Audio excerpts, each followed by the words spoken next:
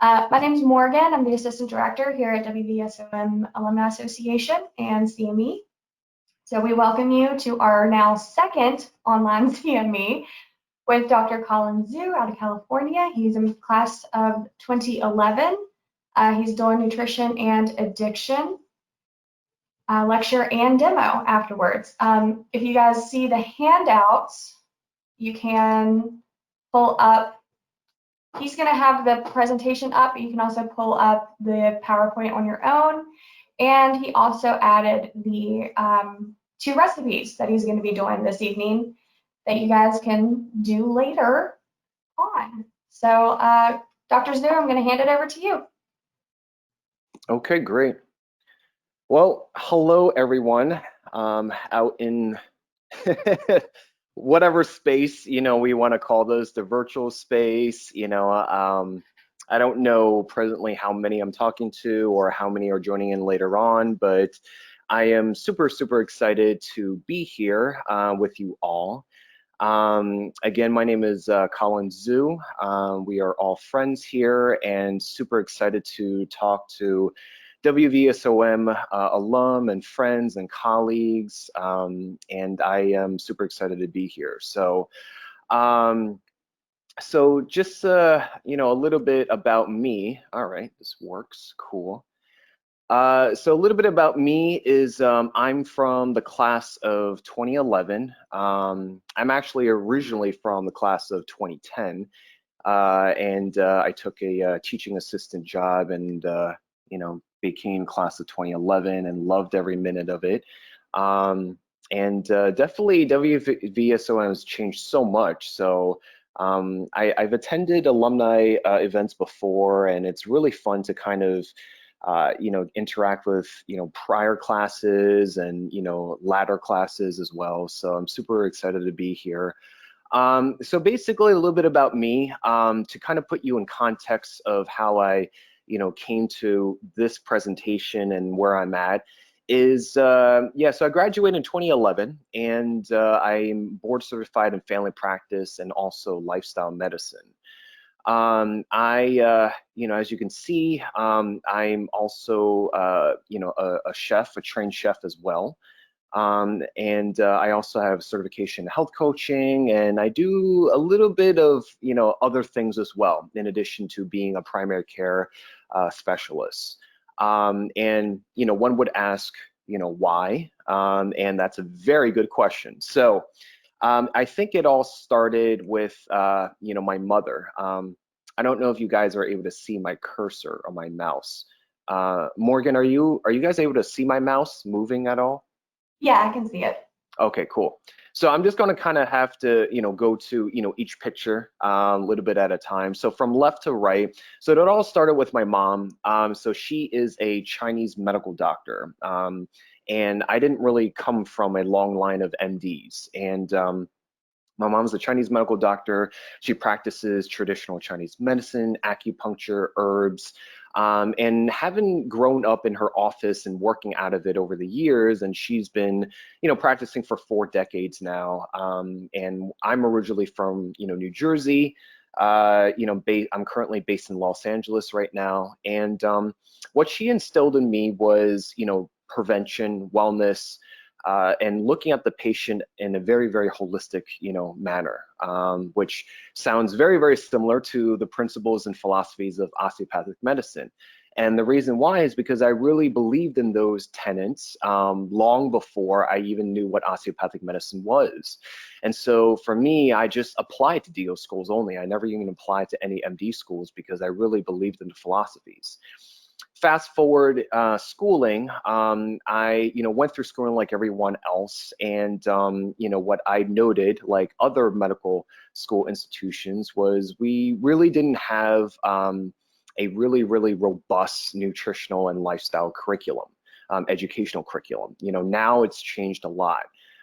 Back then, I probably had to the amount of 10 credit hours, mostly biochemistry, we, as many medical school colleagues had, it was more robust in the pharmacology, pathophysiology, physiology, anatomy, and I loved all my teachers and loved every minute of it. And having that paucity and having followed more mentors over time, I realized that we were facing a chronic disease, lifestyle-related disease burden. And so I said to myself, what can I do more? And so after my 4 years and after my teaching assistant job, I was off cycle a little bit before I matriculated into family practice. And so I had 9 months to play with, and I said, what did I do? So what I did was I enrolled myself in culinary school. And at that time, I was in New Jersey, and I found a school in Manhattan. And it wasn't just any ordinary school. It wasn't grounded in the French technique. It was more grounded in Asian techniques. And they delved into like Asian cooking and Ayurveda, and they had dietitians on staff, they had nutritionists on staff in addition to culinary staff. And so I did that. It was a full-time program, and after that I went into my family practice. And so a lot of questions that I would get is, why did I do this? And was it to get it be as a hobby? Did I just do it as a passion? And yes, but also I did it because I wanted to enhance my, primary care, my teaching. I really wanted to get more into education and teaching and, delve into primary care. And so that paired up nicely with, when I went into family practice. And so over here, this was my first, actually over here was my first lecture as a resident. I gave a demo, a culinary demo, worked with the students. Over here, I worked with a gluten-free author, book author, and we did a healthy grains community demo for the community out of our hospital that I was training at, and that was in Manchester, Connecticut. And then over time, I just started becoming more and more known, and I was kind of booked for public speaking and demos and workshops. And I did workshops for the ACOFP annual conventions, the American College of Lifestyle Medicine, American College of Preventive College. This group was very, very awesome. This group right here was Johns Hopkins, the Preventive Medicine Residency Group, and they hired me to be a consultant for their residents. And this was really cool because they paired up with a community. They paired up with a church in Baltimore, communities in Baltimore, and they taught their community members, just they're community members of the neighborhoods. And so the residents would have weekly community classes and teach them about wellness, education, hygiene, preventative care. And they hired me to kind of teach them how to lead cooking classes. And so that's what we did. And it was a phenomenal I guess opportunity, because you're teaching the teacher, and then this could create a more ripple effect. And what came out after that was a paper titled "The Community Culinary Workshops as a Nutritional Curriculum." And they were able to highlight that workshops could be a useful tool to enhance education in residency curriculum.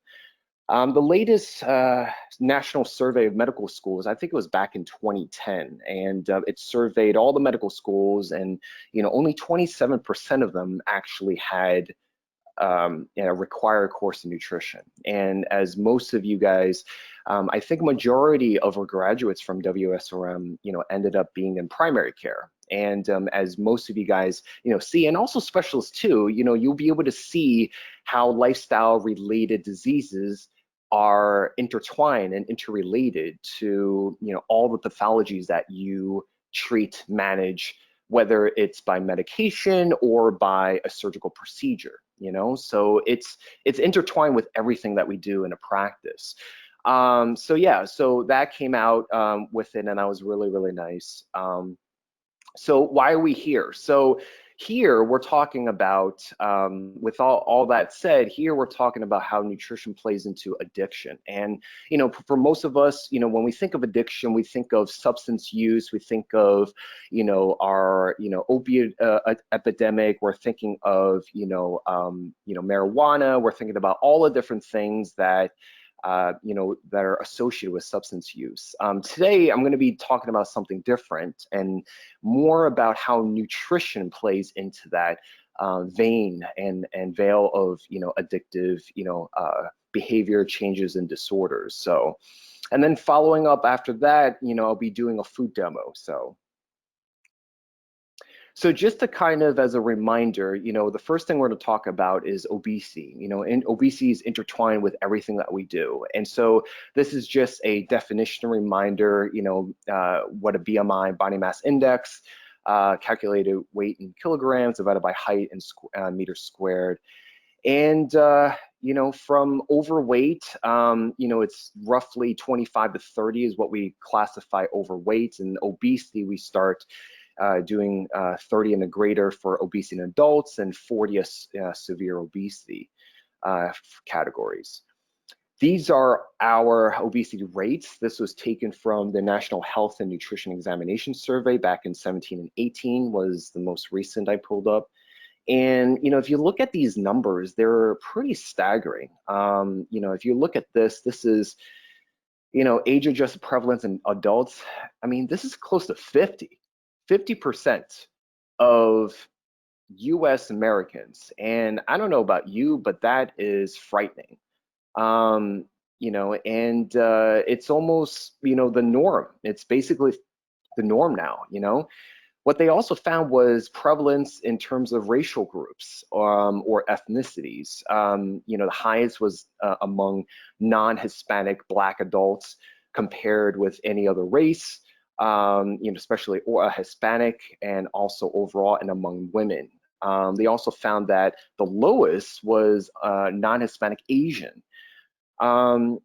And they also found that, non-Hispanic Black adults was the highest among severe obesity. The ages would be in 40 to about 60.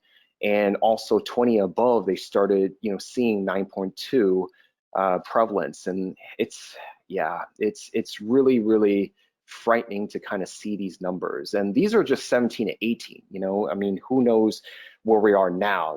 I would presume it's going to be a little bit higher. So as I mentioned before, obesity is intertwined with a lot of disease processes and pathologies as well, including all-cause death, mortality, hypertension, sleep apnea, osteoarthritis, and this is obviously not an exhausted list. These are probably like the top.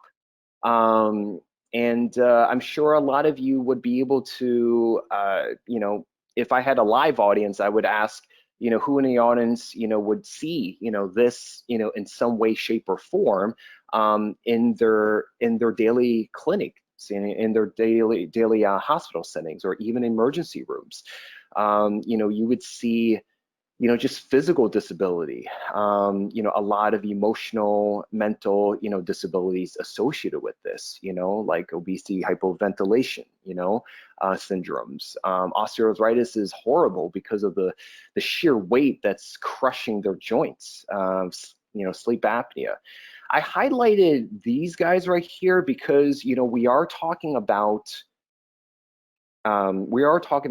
addiction, substance use, and things like that. And, you're going to get body pains. You're going to get, the social isolations and the mental illnesses and depression, anxiety that's associated with this that can lead to, other substance uses, alcoholism, tobacco use, and overall just poor quality of life. So I highlighted these because, it's relating to, what we're talking about.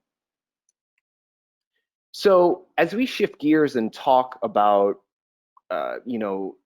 sugary items, they could potentially be also, addictive as well. And, a good quote I would like to, highlight here from one of the papers through my research is, the passive overconsumption of sugar-sweetened diets has often been compared to drug addiction, though this was parallel based until recently more on anecdotal evidence than on solid scientific grounds. And so, if I had a live audience, I would say to my audience, who in the audience, sees this on a daily basis. We see this, right now we're coming up to the end of September, Halloween's coming up. Even though we're we're going to be more socially isolated and not really doing trick-or-treating. I'm in California. I think they already banned trick-or-treating because of the coronavirus. But these are not uncommon things that we see on a day-to-day. We see this on heavy media and marketing campaigns and TV ads. We're going to see this with Halloween. We're going to donuts. I mean, I don't know why, but LA has a very huge donut culture. Anyway, that's a fun fact. But yeah, donuts, where do we see this most? In doctors' lounges, in everywhere that we go to, in every lounge. It's we are a sugar-laden society. So before I get into it, I'd like to kind of highlight what Americans have been doing. And before the pandemic, the eating out trends are as follows back in 2019. And a lot of researchers say that a lot of it is attributed to convenience and socialization. When we go out, we like to meet with our friends, we like to social, because we're social beings, we like to be out.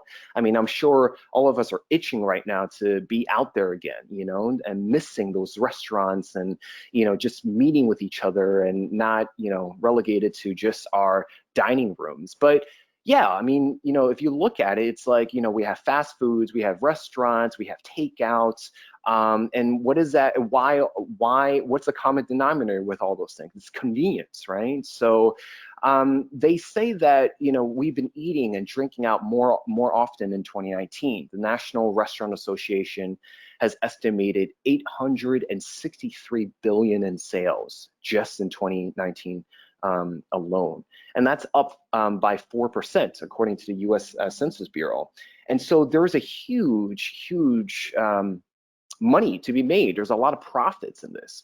But what is the cost to this clinically? What is the cost to this, from a health and medical point of view? Well, because of all this, how the food industry is able to, win out in all this is because, they know what we crave, they know what we want. And so the foods that they make is very high in calorie dense and nutrient poor, and I'll touch upon this subject later on, but it's also very high in saturated and trans fat, right? And where does that come from? Animal-based foods. It's not unknown that we are living in a standard American diet, the SAD diet, or westernized diet, to the point where, the entire world wants to follow us. That's why it's called globalization.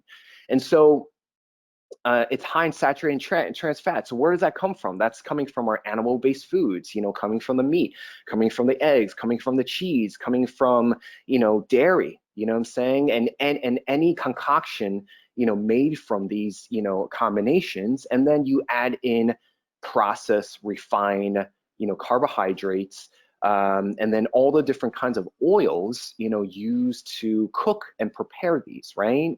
Deeply fried, all this stuff.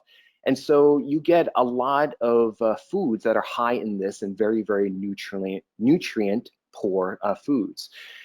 And I pulled up an article, an interesting Time article, and they found that even during the pandemic, you do have more cooking at home, and people are more forced to cook at home. But they even noticed that we're still eating more processed and refined foods too. So we have to be careful with what we're preparing. And for me, it's like, and I'll get into this later, is that health definitely comes from your kitchen. If we can get back to health, it starts in the kitchen. Why? Because nothing is better than knowing what is going into your own food, right? What is going into your own preparation. You know what goes into those ingredients, instead of what I like to call outsourcing your food, and deferring to restaurants and takeouts, and you don't know what's going into those foods. You have ingredients that you can't pronounce, and if you think about it, they're businesses at the end. I mean, look at this, 863 billion in sales. It's business at the end of the day. They're not there to look after your health. So you have to be mindful, not only as yourself, as practitioners, as physicians, as healthcare providers, but also be mindful in teaching your patients in terms of, this is what we're doing as a society, and it doesn't seem like it's showing any signs of slowing down. So the question comes into play is, is food addiction real? And it was during my research, it could be, very arguably so. So, I found this really good, one paper I found, produced this really nice schematic where it shows, comparatively with food and drugs, how they are tapping into different regions, of the brain, like the hypothalamus, which is a, very, very central piece to homeostatic control, glucose and fat metabolism. And then, also our dopamine reactive, pleasure and reward system. You have the VTA, or the ventral tech, area, the striatum, the limbic system, which all plays into, conditioning, reward, pleasure. And then also, it also plays into our prefrontal cortex, which is, more of our cognitive control, and, helps us signal back and forth in terms of, whether we're going to pick something up, and consciously be aware of it or not, what I'm saying? So, and this is all controlled through our, nervous system, our autonomic system. I know, we're, going back to anatomy and physiology a little bit, but, we can't really talk about addiction without talking about these things. And so the authors of this paper that, I researched, and they said that, a lot of this, what's interesting is that depending on what you eat, food and drugs are going to be tapping into the same, very, very overlapping, very similar pathways.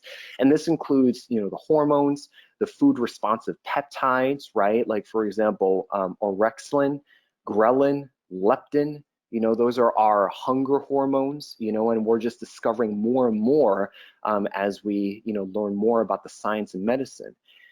And then what's interesting is that they found is that in contrast to drugs, drugs, they play into the reward dopamine pathway, whereas food, they have other pathways as well, peripheral and central mechanisms, both directly and indirectly, tapping into that.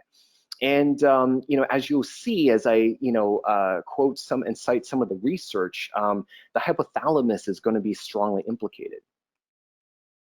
So this is another schematic, off of that study. And also, if you're wondering, I have a slide that has all the studies that I cite. So that's going to be at the end of the presentation. So don't worry, you'll be able to find all this.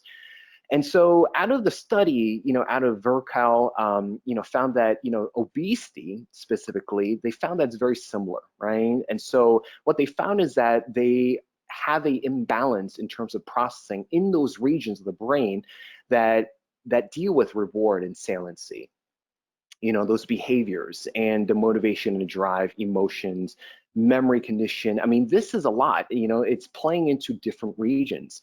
And more importantly, the hypothalamus, that's talking about that homeostatic, regulation.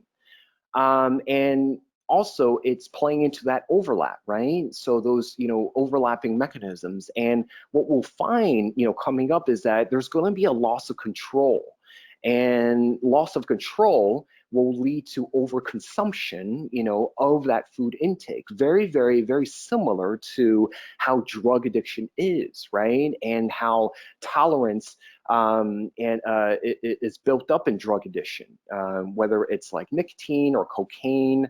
We see that, addicts, what they do is that they're going to need more and more of those hits just so they could get the same, highs. And, it's what's happening is that, it's, despite any type of physical or social consequence, they're going to keep at it. And it's similar, with that type of food intake with in obese and overweight people. And so I just highlighted the schematic again, and also talking a little bit more about the anatomy physiology here. And they also looked at humans in laboratory, studies as well. And like we're going to get into, it overrides those inhibitory, processes that signal, satiety. For example, like I mentioned before, our hunger hormones. And we're just going to consume more and more and more. And, because of the nature of what we're eating, it's not like we're over consuming broccoli, for example, right? I mean, if you think about it, it's like, how come we're not over consuming broccoli as opposed to, candy or a liter of Coke or a bag of Cheetos, right?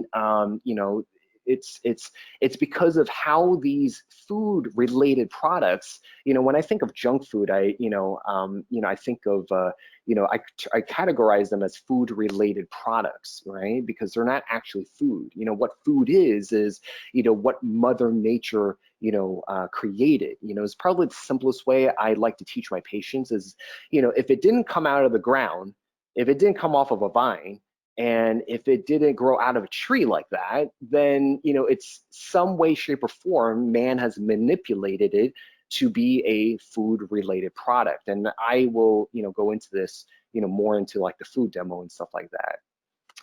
And what they find is, again, you're gonna have that very similar pattern of loss control and compensatory pattern of, of just eating more and more. So. Another study, what they found was like, they studied rats, and what they did was, they had a couple of groups where they were chosen to either pick, a solution that was sweetened with saccharin, which is a calorie-free sweetener, and versus actual, cocaine, which we all know is highly addictive.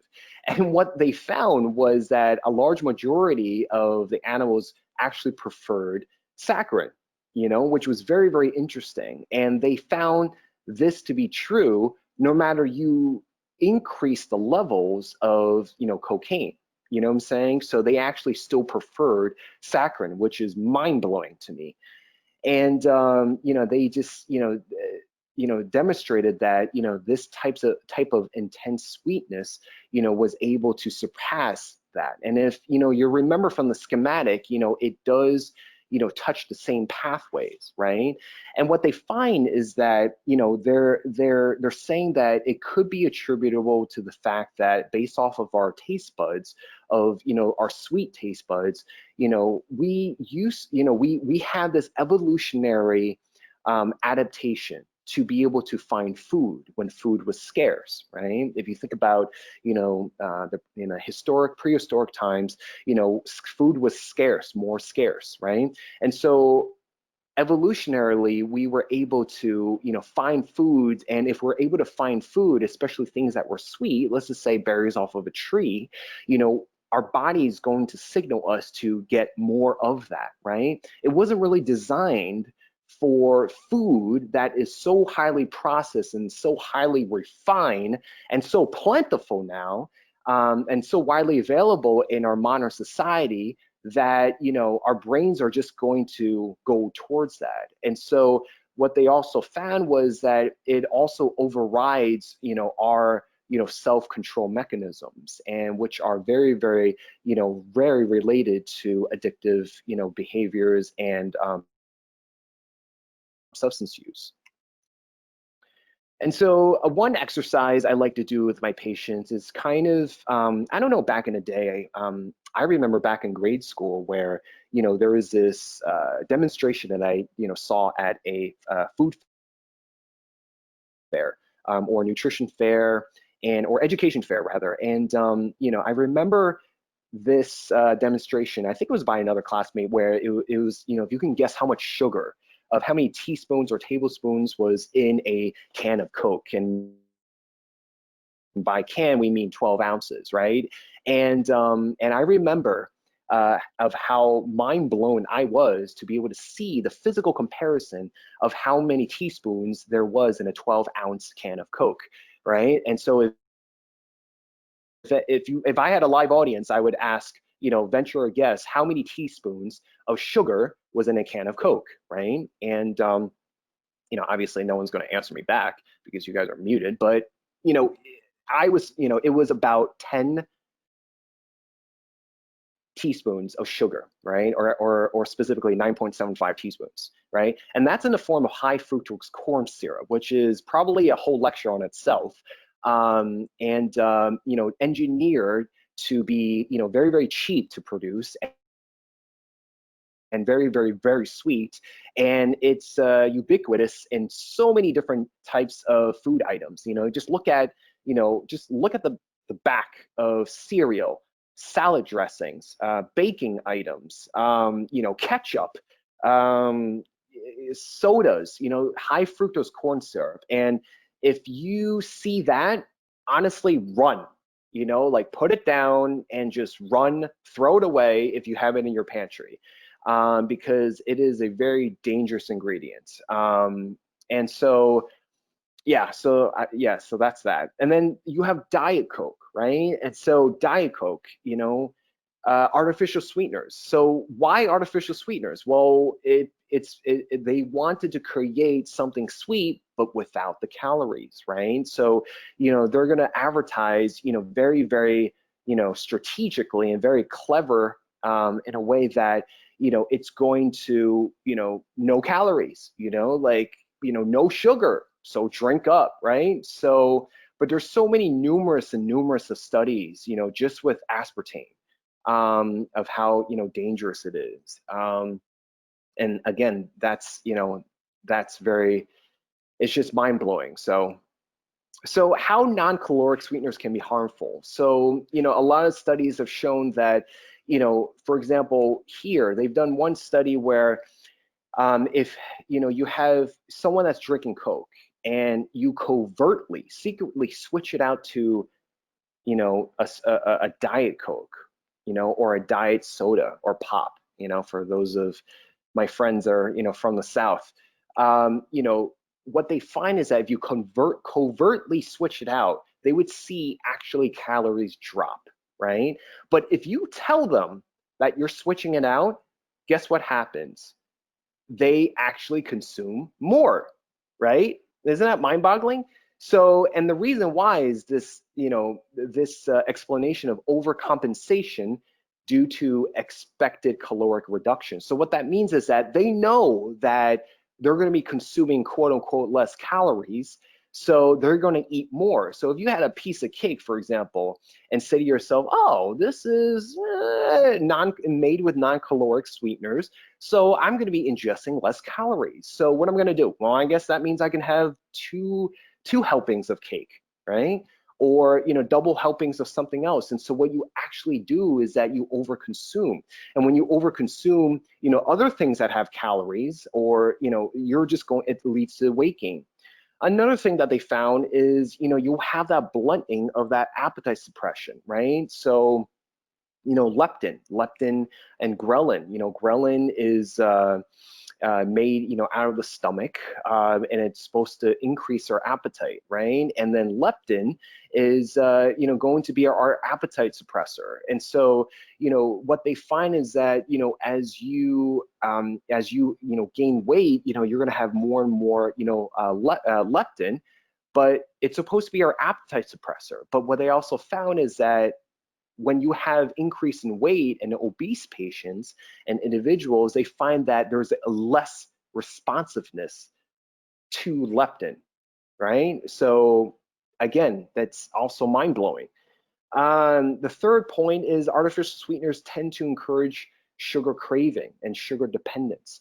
Now, I don't know about you guys, but for my primary care, folks, I'm sure you'll get this.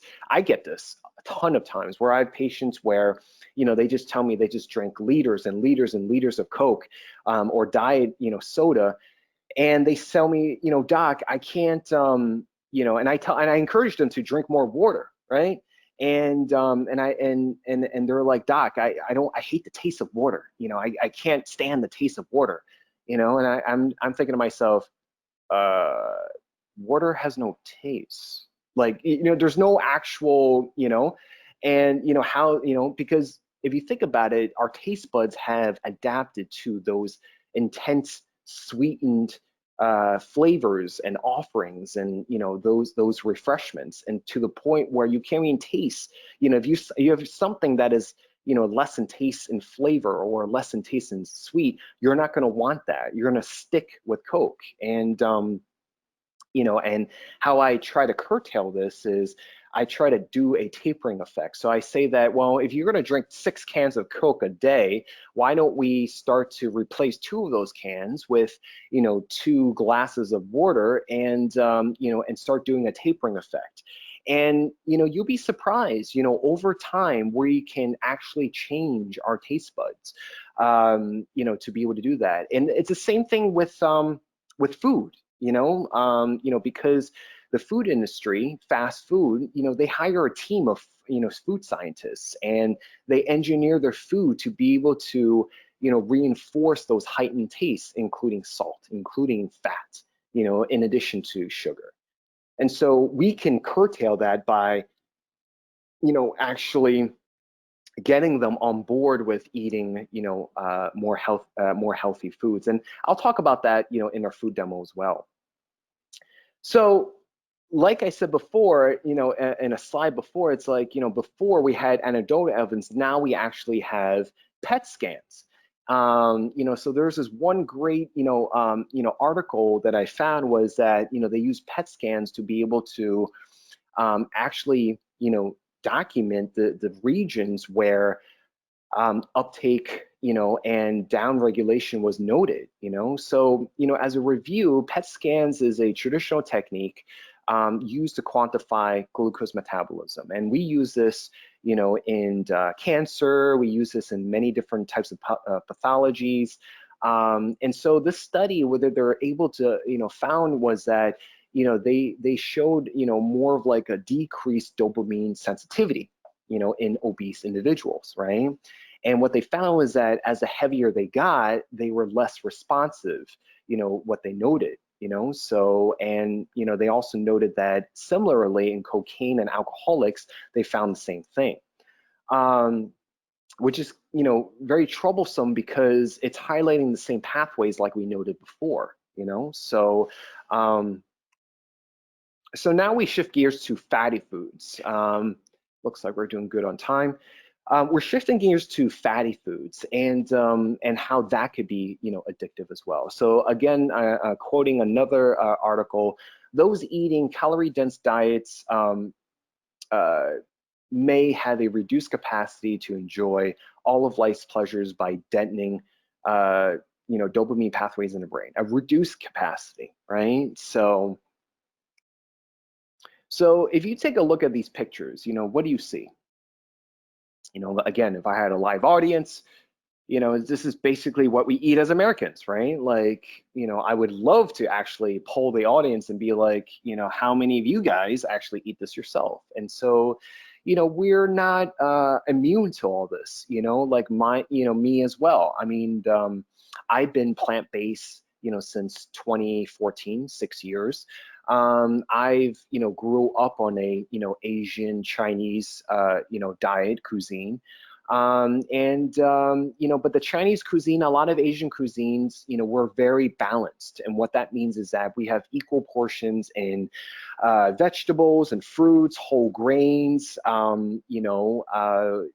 so it's balanced. It's not very, very heavy, animal, a base, kind of like the Western diets, right? And so it was easier for me to transition to plant-based, whole foods plant-based, which I'll go more into later. But, I would poll the audience, how many would, eat this themselves. I grew up when my parents immigrated, and they went in the early 80s. Just to kind of date myself, they were like, they had no money. My parents came over with $2,000, in their pockets, when they came over. And when they saw this growing up, they're like, why not? It's fast, it's convenient, I can feed my child, and like I don't have to do much cooking, right? So I grew up on Pizza Hut. Me and my sister, we love the, cheese breadsticks growing up. Pizza, who doesn't love pizza? But this is part of our American culture, unfortunately, and now it's kind of part of the world because everyone loves to follow the American lifestyle, and so, but we're killing each other, and a lot of, if you look at their top killers, it's our dietary patterns that remain a risk factor. One of the highest risk factors are dietary habits. So fat, how we find that if you look at the research, it also affects similar regions of the brain. There is one study using functional MRIs. What they did was that they took yogurt. They did a group where they consumed low fat and then consumed high fat. It was heavy cream with the high fat, and low fat they used skim milk. And what they found was that using functional MRIs, they found that there was a decrease in blood flow, in the regions of the hypothalamus. Again, it comes back to the hypothalamus. They also measured insulin changes as well. The authors also, we also see this in a different study where, they were using a glucose solution. Using functional MRIs, they also found a decrease in that signal. And this was interesting where, this was dose dependent. They had a group where they had tasteless solution, right? Interestingly enough, they couldn't use water because water actually has a, news to me, it was that they actually had you can actually taste water, right? And I'm presuming it's people that are not, already addicted to Coke and stuff like that, but they actually created a tasteless solution that mimics saliva, which was kind of disgusting in my opinion. But anyways, a tasteless solution, and they had a group, where they had a glucose solution of 25, grams load, a 75 grams load, and every 7 minutes they would blast them with the functional MRI, and what they found was a dose-dependent, response, a decreased response in the hypothalamus. So which again, like we talked about before, is important with that glucose and fat metabolism. This was a interesting study where they studied using milkshake, ice cream, milkshake based ice cream or ice cream based milkshake. Good thing this is not your noon time. This is my noon time. It's your 3 o'clock or 4 o'clock time right now. So you wouldn't be getting hungry. But what they did was, they also used functional MRIs, and they took, normal size, healthy weight adolescents. And what they did was that, they looked at, responses. This was the actual graph, schematic of the functional MRI scans.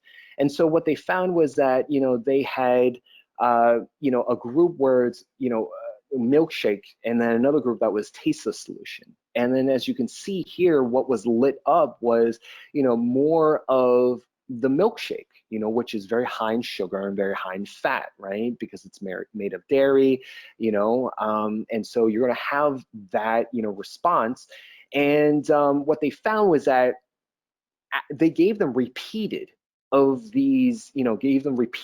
receipts of these milkshake. And what they found was that they had a decreased responsiveness. So, like they said, frequent consumption of the ice cream, independent of the body fat, was related to a reduction in reward region responsivity, right? Which is, again, like we talked about, it's paralleling what you observe in drug addicts. So in summary, high caloric energy dense could be harmful. So what do they have in common? What they have in common and what we're, saying is that high fat, high sugar, they're energy dense, right? Instead of nutrient dense, right? So energy dense is, high in calories, right? And what they found is that we're seeing this numbing effect in that dopamine reward pathway, which is very similar and overlapping how, drug addicts, are hitting as well.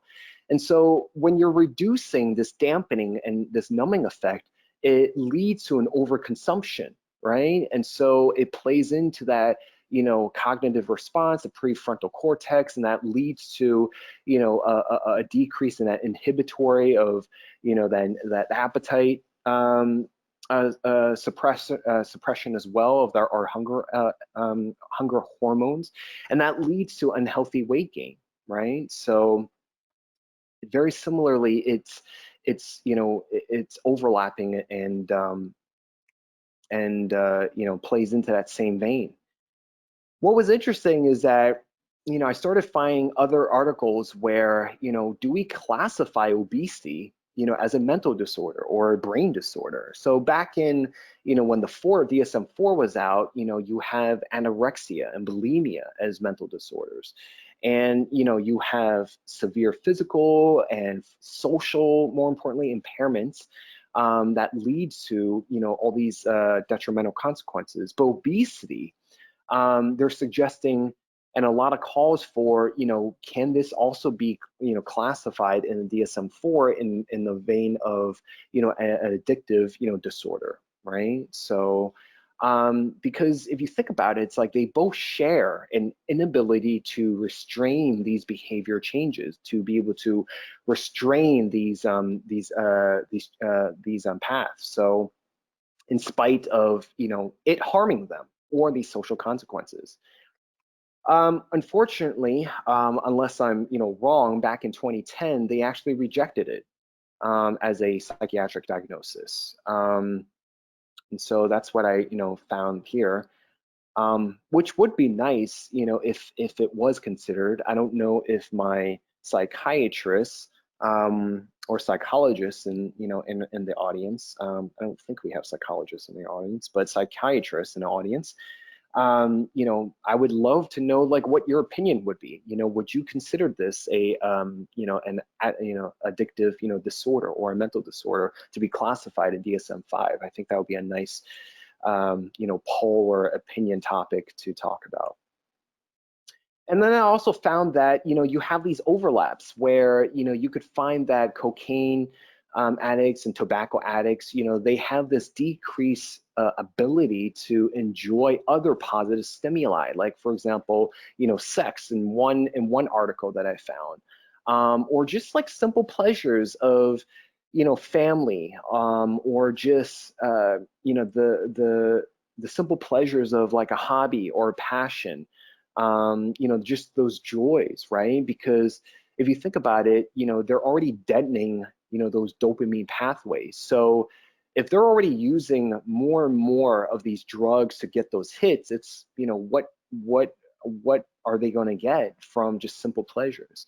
And that's very sad if you think about it. It's very sad because you can't even enjoy, simple things that life offers, right? So it's better not to get into it. So as we close out, the million-dollar question is, what is the solution? One solution that authors have offered, that I would also offer as well is, they have these addictive specialists that would say like, well, why don't we incentivize the food industry to create low-calorie, products and incentivize them with that, something that's more low calorie, right? Or less energy dense. And I'm like thinking, well, why don't we just turn to Mother Nature that is already, naturally low in calories, right? And so, where do we find that? In our produce aisle. And so what I teach, is a whole foods plant-based diet. It's the only research, it's the only diet that's been proven to reverse heart disease and cases of type 2 diabetes and early stages of prostate cancer.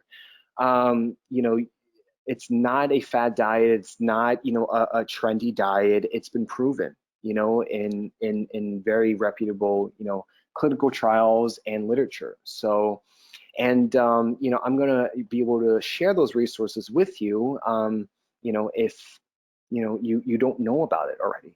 And what's also great about whole foods plant-based, is the fact that it's low in calories and nutrient dense, right? Plus, you're also going to get the fiber, the vitamins, the minerals, the antioxidants, the polyphenols, and loads and loads and loads of other components that is part of its wholeness and its whole complexity that Mother Nature naturally provided, right? And so, we don't need to take, additional supplements. We don't need to take, all these, we just have to turn to our produce aisle, like real food, people, it's, real food doesn't have a nutrition label, right? If you look at, turn the head of a broccoli or a head of a cauliflower, you're not going to find that. And I'll teach you, in the food demo of how, I would teach my patients how to navigate a supermarket, give you some tips in terms of the kitchen in the food demo. But yeah, that's what I teach, to my patients.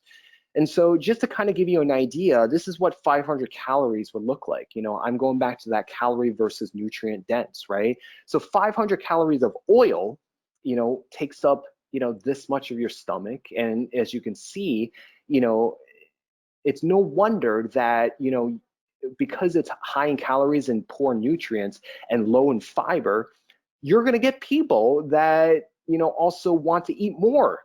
You know what I'm saying? So, because they're not full, right? So, but if you look at fruits and vegetables and whole grains, look how much it takes up the stomach. Look how much it's going to provide satiety to the point where, you can't, fit anymore. I mean, you could, I'm pretty sure that's how competitive eaters, figure it out. But yeah, so yeah, this is what 500 calories look like in terms of fruits and vegetables. So these are resources that I would share, to you guys, and this is my go-to because I do a lot of speaking engagements. It just kind of happenstance that I started public speaking with just healthcare professionals, and it made a lot of sense because you guys are the gatekeepers, you guys are the front line, you guys are the hardest, strongest people that I know. What I'm saying, not talking about myself, but also talking about because I followed, mentored, and shadowed a lot of family medicine, practitioners before I became one. And, they're just a wealth of information. We are the community leaders. We are role models, and people look up to us, right? They've done surveys where, people would still defer to a healthcare professional in terms of nutritional lifestyle education. Yes, we do have Dr. Google, right? But you could say to them that it can never replace your medical degree. It can never replace the education and the everlasting lifelong learning that you're going to continue to do, right? So it doesn't replace that. But these are the resources that I defer to you guys, or I defer.